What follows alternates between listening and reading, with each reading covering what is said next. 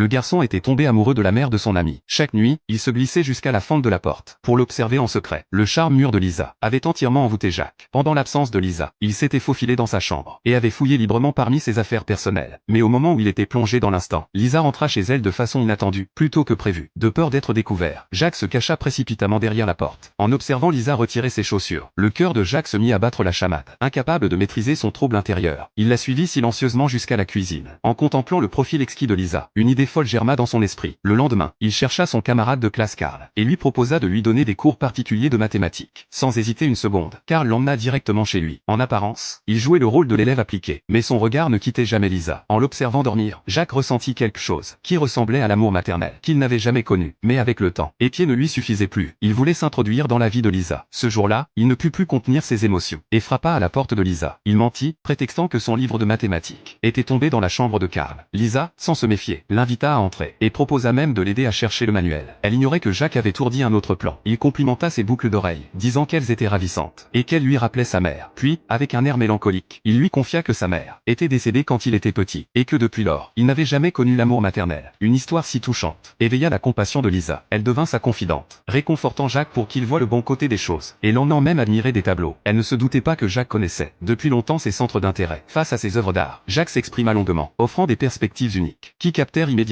l'attention de Lisa. Jacques perçut un léger changement dans le regard de Lisa. Saisissant l'occasion, il mordit délibérément dans sa pomme. Au fil de leur conversation, en témoin de ce geste, Lisa ressentit une émotion inconnue en elle. Au début, elle n'osait pas reconnaître ses sentiments, mais après que Jacques lui eut écrit une lettre, ses émotions la submergèrent, la poussant à commettre des actes imprudents.